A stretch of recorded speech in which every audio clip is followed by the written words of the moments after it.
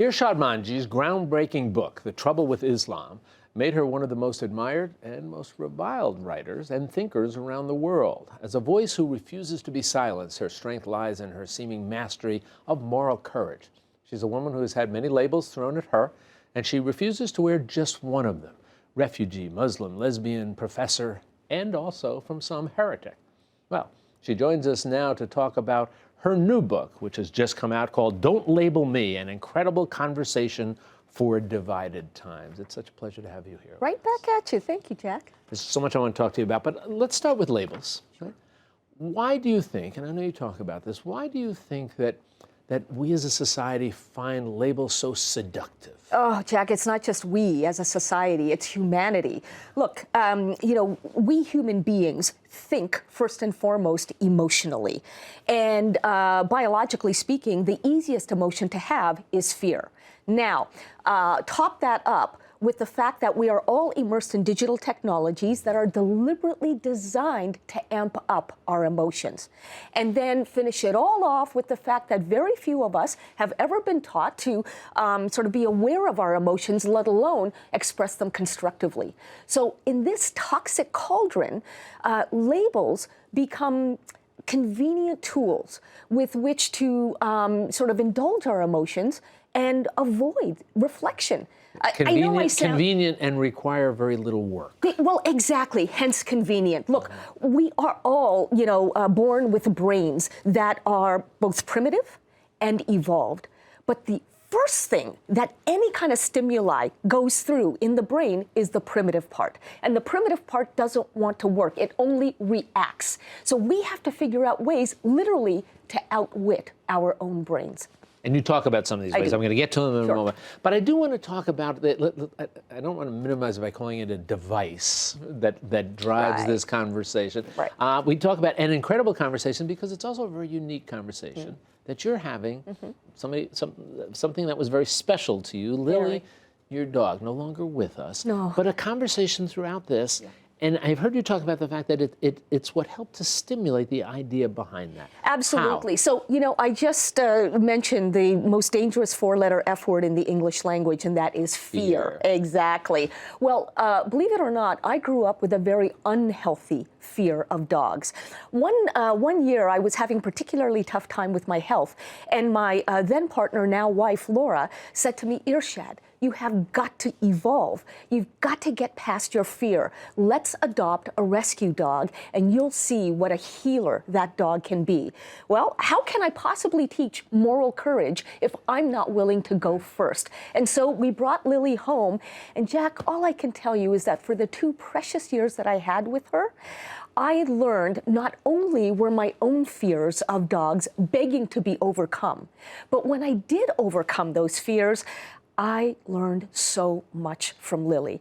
The value, for example, of just getting out of our devices, closing up the laptop and getting into the grass and playing. Yes, I know, for animal lovers, that's a no-brainer. But understand that today we are all doing this. And, if we could just realize that by slowing down, taking a deep breath, actually, what we wind up doing is transcending the fear-based part of the brain. So that even when we're engaging somebody we disagree with, the first thing to do and the best thing to do is to just breathe. Who knew? So simple. Thank you, Lily. Yeah, for Lily. Yeah. We talked about the notion of labels. You mentioned the concept of tribalism. We're kind of hardwired for that. And you look at that in the ways it manifests itself. And you and I were talking about this beforehand, and I was talking about how people don't have conversations anymore. It's as if we're fearful of somebody rejecting our opinions. That's right. We don't want to accept their opinions. Right. How much of this do you think flows from what we see, and I'm going to talk about both parties in Washington. You bet. You cannot have now a disagreement politically without vilifying the person you're disagreeing with. It's been described often as the politics of personal destruction. Right. Right. Has that always been, or has it become more enhanced lately? Yeah. Well, I'm going to guess that you would agree with me that it has become more enhanced lately. We've been living with the politics of personal destruction, and I believe that was Bill Clinton's phrase from way back when. Correct. We've been living with that for a long time. But if you're wondering why it's become even worse now, I would say that social media and the impulsive triggers that it feeds to us has made things that much worse, which is why, and I think this is where you were going, let's get our heads out of that monitor or that screen and actually speak with one another face to face. You know what, Jack? I tell a story in this book about two young people, one a biracial hip hop artist, the other a white guy. Both of them completely disagree about what should happen with the Mississippi state flag, okay? Because it, contains some Confederate era symbolism. In the corner has the Confederate flag as part of the state flag. She wants it to change. He doesn't. Something that she says and does goes viral. He gets in touch with her. She invites him to the backyard to sit down and talk. Let's discuss this. By the end of that experience, it's not that he changes his mind. That would be too easy a conclusion. No, it's that he realizes that he cares more about her than he does about the flag. That is what human-to-human relationships or human-to-lily relationships can do for us. But how do we get ourselves away from, and again, I think this is something that you say is sort of human nature. We like to be surrounded by like-minded people. Yeah. We like to be surrounded by people who sound like us, who think like us, who look like us. And we know that. So how do we get ourselves to a different place, even though that is all reinforced by, you look at the news and people talk about there are a lot of venues out there that just have an agenda and they're beating the drum. That's right. Look, opinion has always been an integral part of journalism. Yep. But what troubles me is we're seeing more of opinion and less of fact, less discussion. Yeah. And so how do we get people to remove themselves from the echo chambers and to be willing to sit and listen? Might not change their mind. Right. But and at least they'll be willing to listen. Exactly. How do we do that? How do we do that? Well, first of all, it begins with every single one of us. In other words, instead of pointing fingers at so-and-so because he doesn't listen to me, ask yourself, how am I contributing to this problem? Meaning, if I'm eye-rolling, if I'm berating instead of relating, if I'm labeling this person, then I have fixed him in place. I have frozen him in time. What motivation have I given that other person to then lower his emotional defenses so that he can hear me? So here's what I say.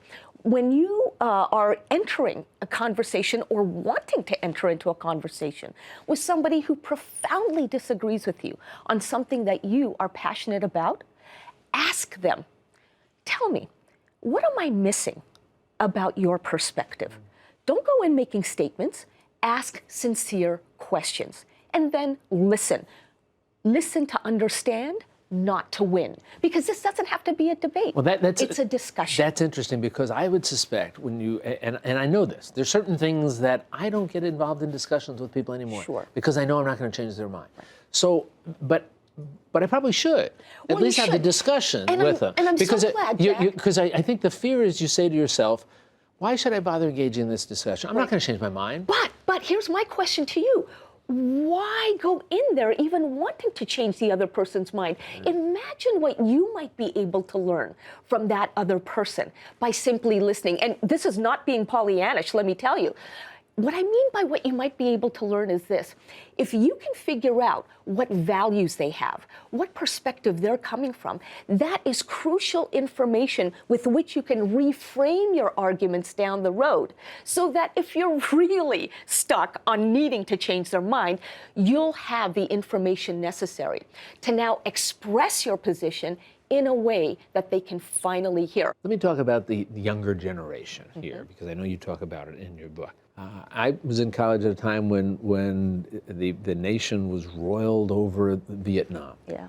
And one of the things I most remember about my college experience, I was saying this to some of my students, I said, I can't remember the courses I took. I know some of them that were favorites, but if you asked me to give you a list, I'm not going to be able to do it. But I do remember the conversations. And I remember sitting in dining halls after dinner and talking about the civil rights movement and the Vietnam War. And you get the sense that there are not the same level, and I'm told this by some of my students, there's not the same level of conversation on campuses. And again, some of it, I think, comes from that fear that you mentioned. Why do you think that is? You've nailed it. You've nailed it. And I've actually, I work with college students around the country. And much more often than not, regardless of their labels, whatever their color, whatever their gender, whatever their, religion, they say to me, I'm afraid to be judged if I ask, get this, the wrong question. That is where we have arrived as a society, and yes, as humanity. That if you use a word, you make a clumsy mistake, you are, honestly just misspoken. It's just very easy to get slammed, shamed, blamed, and gamed. And nobody wants that, right? So this is why I think, teaching the skills of moral courage is so important. What do you mean by moral courage? Define that. I mean doing the right thing in the face of your fears. And so if, for example, you know that something that somebody is promoting, a message that they're promoting, is somehow either inaccurate or derogatory, the way to approach it is key here. I'm not saying don't stand up to, intolerance or outright hate. Absolutely stand up to it. But that doesn't mean that you have to go into it guns a-blazing, because you really will be shot down in that case. Rather, you need to be intelligent about it, and that means listening, but then asking, again, how did you come up with this? I'm genuinely interested. In the book, another story I tell is about a now former white nationalist who reformed himself. Notice I didn't say was reformed. Mm-hmm. He reformed himself. How? Because of an amazing friendship he had with an observant Jew who didn't turn his back, who didn't get in his face, who didn't try to make him disappear, but rather who listened and engaged. And over the course of 3 years, this white nationalist realized the views I've got, they're not factual. And moreover, they hurt the very person that I care about. Well, that is a great story. The book is filled with great stories. Once again, it's called Don't Label Me, an incredible conversation for divided times. Yoshette, you and I could talk for hours here. And I would love we that. might continue that, but for now, exactly. Yeah. But it's just, once again, a very provocative, thoughtful, and I think extraordinarily helpful look. So our thanks to you and to Lily. I was just going to say, just heard from Lily. She gives her thanks right back. All right, thanks. Thank you so much. You be well. We'll talk soon.